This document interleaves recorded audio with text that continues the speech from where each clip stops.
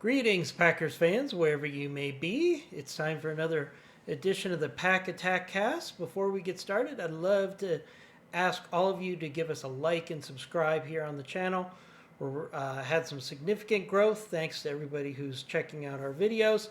Love to get to 5,000 subscriptions before we get to the start of the NFL season this year. That would be a great accomplishment for us as a group, and I'd love to get there. So if you can give us a like and subscribe, it would really mean a lot, and it'll help us battle those YouTube algorithms and get more people involved in the Pack Attack Cast. So let's go through some of the topics we have today. So we've got a lot of things to talk about on the agenda today. First of all, injuries impacted the defensive line in 2024. Training camp battles for the O-line, in my opinion, are on hold until we get to the mandatory minicamps.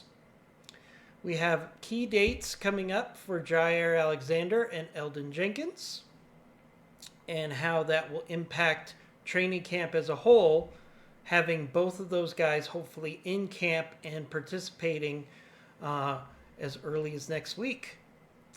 And my biggest topic for today is the world is sleeping on the Packers, and that is a good thing. There's some interesting parallels if you look at the power rankings for where the Packers are right now and where a certain Super Bowl team from last year was this time last year. And I think that's a really good thing for the Green Bay Packers this year. Very excited about taking a look at that and sharing my thoughts. But first and foremost, I want to talk about how injuries impacted the defensive line in 2024 and how a healthy 2025 could result in better pass rush. So Kenny Clark came out after OTAs yesterday and said that he suffered a toe injury in week 1 due to the poor turf. And if you look back, it does make sense because Kenny Clark actually, after week 1, came out and had some not so nice things to say about the turf there in Brazil. So it's interesting to see what could have been there for Kenny Clark's season if he hadn't had that turf toe injury. Apparently he had a toe injury that involved some bunions, and he wasn't really feeling correct at all until he had off-season surgery in January to address the problem. So looking at that from a defensive lineman perspective, the most likely impact of having a bad toe, some of you might say, bad toe, what's the big deal?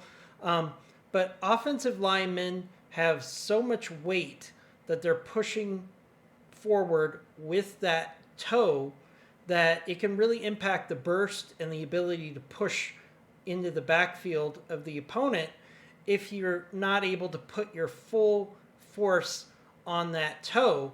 It can really impact your leverage. It can impact your burst.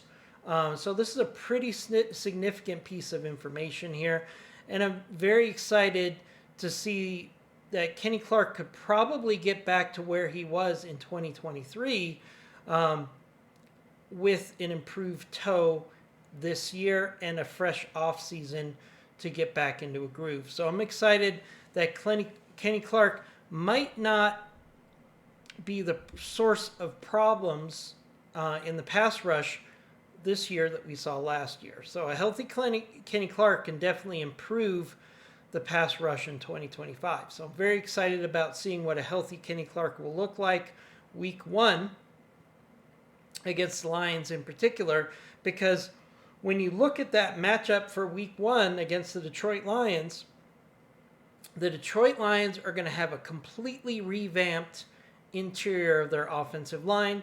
They're going to have a new center, and they're going to have 2 new guards that are really going to get their first in-game action against Kenny Clark. So this could be a significant impact in that week 1 game if Kenny Clark is able to get pressure in the center of that offensive line. That's going to impact the run for the Lions, and hopefully it's going to put additional pressure on Jared Goff in that week 1 matchup. So I'm excited to see what happens there. Also, we heard that Lucas Van Ness had a hand injury through week 10, which really limited his ability to use hand leverage properly. And I went back and looked at his tape, and I could kind of see how that could be the case. He really favored, if you look at Lucas Van Ness's successful plays in 2024, he really pushed inside with speed rushes, and that makes a lot of sense if he was having problems using his hand leverage on the outside. So I'm hoping Lucas Van Ness could also see some significant improvement this year with a healthy hand in training camp. He could build up confidence in his ability to use hand leverage as we go into the 2025 season. So I'm excited about both those players coming into the season healthy and how that can really improve the pass rush. A couple plays here or there from either Kenny Clark and Lucas Van Ness that we didn't get in 2024, and we get those in 2025, we could be looking at a serious improvement in the pass rush this year. So I'm very excited about that. I expect Lucas Van Ness to end up getting the starting lineup at defensive end in 2025. And one thing we've seen in OTAs a lot so far, in the limited time that the reporters have been able to see the action, is we've seen Lucas Van Ness actually move inside as a defensive tackle on obvious passing downs. And I think that's a very interesting use. If you could use Lucas Van Ness on first down and second down at defensive end, and if there's a clear passing down on third down, move him into defensive tackle, and then have someone like a Colin Oliver come in on his side and be a speed rusher, I think that could really be an impactful combination for this defensive line next year. So I'm really excited to see what happens here. Another thing I want to talk about, we talked about training camp battles last video, and I've looked at what's going on in voluntary OTAs right now, and I'm not really seeing those training camp battles play off yet. And the main reason for that, in my opinion, is the fact that Eldon Jenkins is not on the practice field right now due to his contract issues. So currently Sean Ryan is playing center primarily since Jenkins is out. And that's really also giving him the opportunity to get some reps to possibly be the backup for Eldon Jenkins in the event of an injury this year. So we're not seeing competition at guard because Sean Ryan is playing currently out of his regular position. Also, we've seen Jordan Morgan and Anthony Belton primarily seeing time at tackle with the second team so far in OTAs. I think that's going to change once we get Elton Jenkins back onto the practice field, hopefully next week. And then I think these offensive line training battles are really going to start in earnest once Elton Jenkins is in the center role and we see true competition throughout the rest of the line. We still have to decide who's going to be our right guard, who's going to be our left tackle. Those are the two positions that I see at play in training camp. And it'll be interesting to see how that plays out. But I think a lot of what we're seeing for the offensive line in OTAs is really just players getting reps in and possibly getting some experience at other positions than where they're going to actually practice in training camp. So keeping a close eye on that right now. Speaking of training camp, we do have some very important days coming up with regard to Jair Alexander and Elton Jenkins.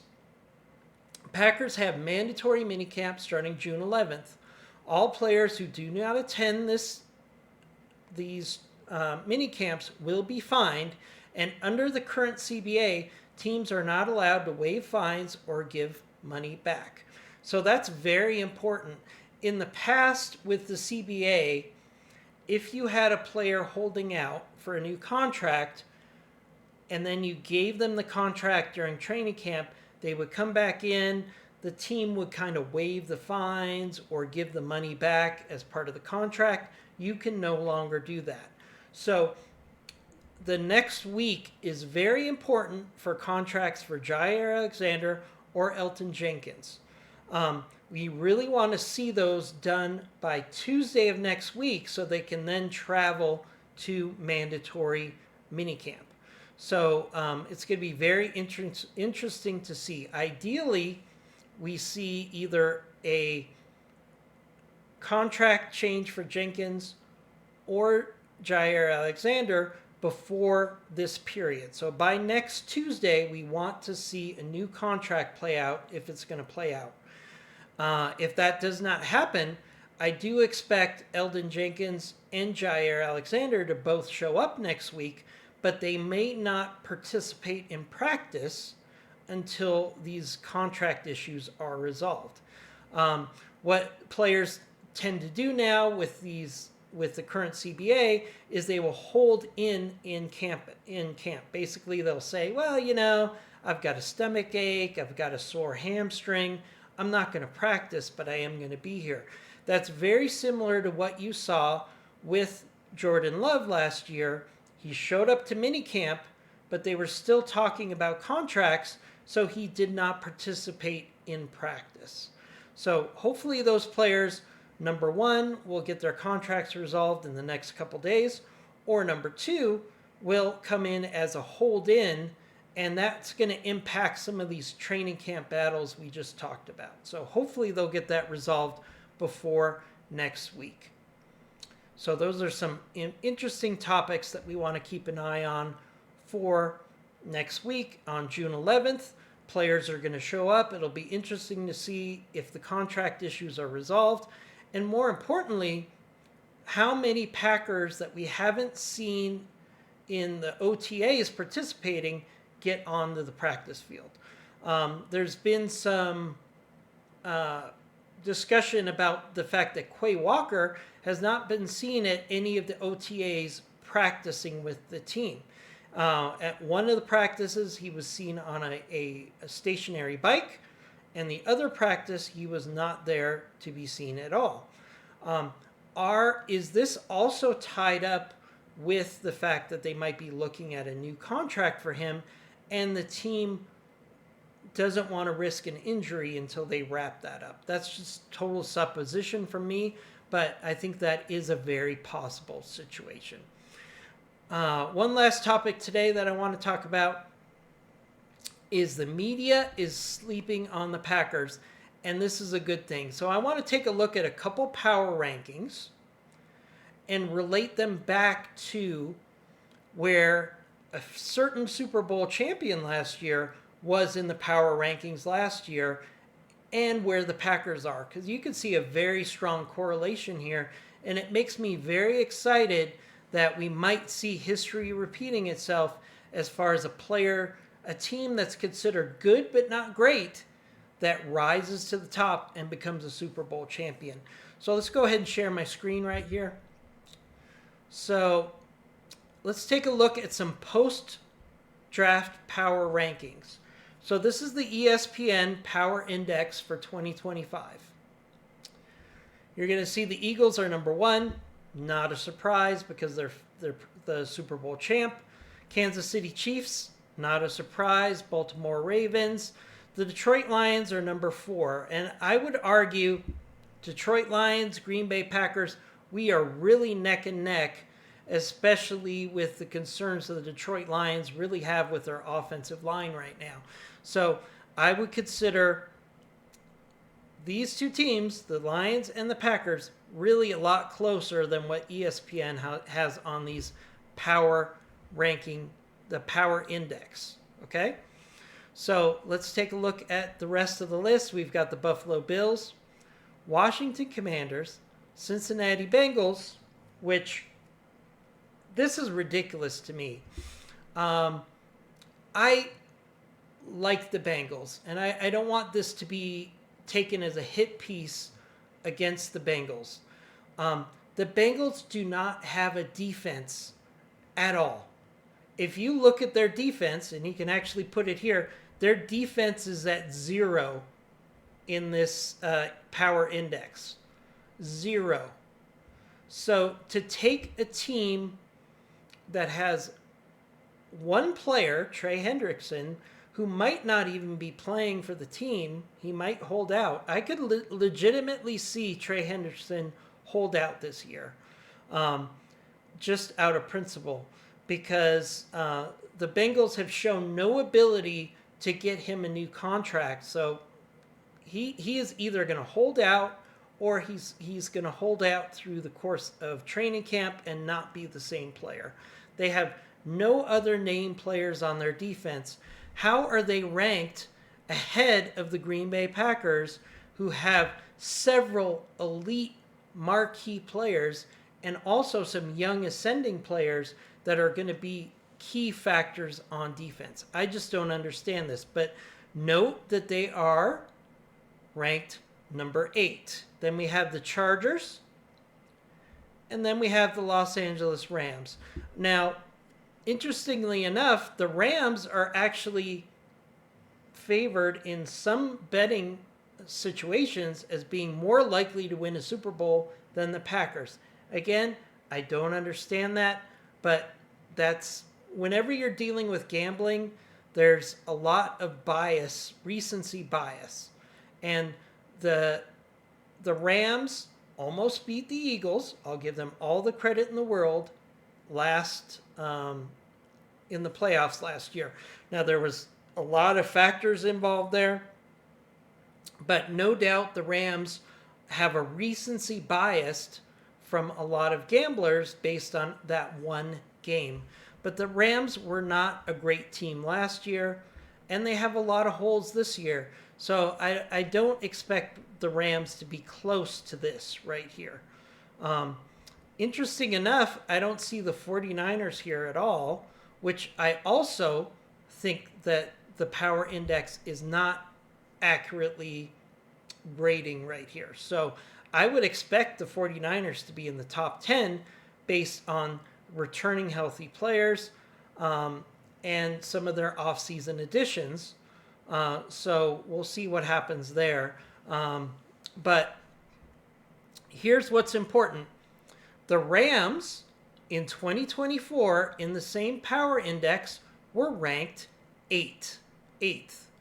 So if you look back, and I checked this, the Eagles were ranked 8th last year before the start of the season, and that's right where the Green Bay Packers are in this power ranking.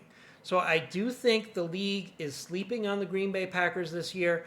I think that they should be realistically, if I had to do this power ranking, I would probably put them where the Washington Commanders are. So I would put them 6 on this list. 1, 2, 3, 4, 5, 6. Yes, I would put the Packers at 6 on this ranking right now. I certainly would grade the Eagles as a better team right now because they're the Super Bowl champs, and we haven't seen how the changes in their roster has really impacted them. The Kansas City Chiefs are the Kansas City Chiefs. The Ravens are the Ravens. The Lions, I still believe the Lions are going to move back to the pack, no pun intended, this year. So I do expect the Lions to be, maybe I would put them 5th right on this list, and I would put the Packers 6th, and then I would put the Commanders 7th. I would probably move up the Chargers and put in the 49ers where the Bengals are, and the Bengals wouldn't even be in my top 10. But that's just me. But my feelings here are very strong that people are underrating the Green Bay Packers, and it's very interesting that they're ranked where the Eagles were last year. So I'm very enthusiastic about that. Let's take a look at another power ranking. This is from USA Today. This is after the draft. So the USA Today has the Eagles number 1, Ravens number 2, Rams number 3. I don't get this at all, USA Today, but we're going to let that go. Rams at number 3, Chiefs at number 4, Bills at number 5, Commanders at number 6, Lions at 7. And I think this is very accurate because I think the Detroit Lions have a lot of question marks right now. So moving them down to 7 on this list makes a lot of sense to me. And at 8, we have the Green Bay Packers. Then we have the Tampa Bay Buccaneers and Houston Texans. So the Lions and the Packers being about even really makes a lot of sense to me right now because I do think it's either going to be the Lions or the Packers winning the NFC North this year. I have a bias. I think the Packers are going to pull out the NFC North this year. And in our next video, I'm going to talk about how a fast start is really going to give them a chance to win the NFC North, maybe from the jump. So we're going to talk about that in my next video that's going to come up in a couple days. Just a little spoiler. But look what we have here. The Detroit Lions, Green Bay Packers, 7 and 8. I think this is very fair. I would probably, again, put the Packers at 6 here and the Commanders at 8 and the Lions at 7. But we're kind of nitpicking here. But what is important, another topic, where were the Eagles in this same ranking last year? Spoiler alert. The Eagles were ranked number 8 in this power rankings before the start of the season in 24. So again, the Green Bay Packers are being ranked about where the Eagles were last year, which tells me that just like the league probably slept on the Eagles last year. And I'll admit, last year when I saw the Eagles in 2023 fall apart the way they did, and the Packers excelled in 2023, I didn't think the Eagles were going to be in the mix for a championship. And lo and behold, the Eagles won the Super Bowl. So this makes me feel very confident that the Packers are definitely going to be in the mix for the Super Bowl in 2023. So that's going to wrap up this edition of the Pack Attack Cast. Just wanted to give you a quick update on some training camp things, some things to look for next week as far as contracts. And then I also wanted to talk about the injuries on the defensive line and how a healthy defensive line could get us much better pressure in 2025.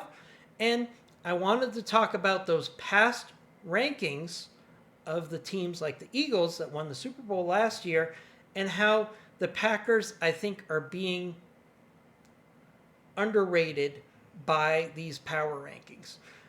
If the Packers can find a way to split in their division and possibly win the NFC North, I think they have the same path to the Super Bowl that the Eagles had last year. So that's going to do it for this edition of the Pack Attack Cast. Please give us a like and a subscribe, and we'll see you next time where we're going to discuss how the schedules really line up really well for the Packers to take a jump in the NFC North early, and we'll talk about that in our next video. Talk to you soon. As always, go Pack Go!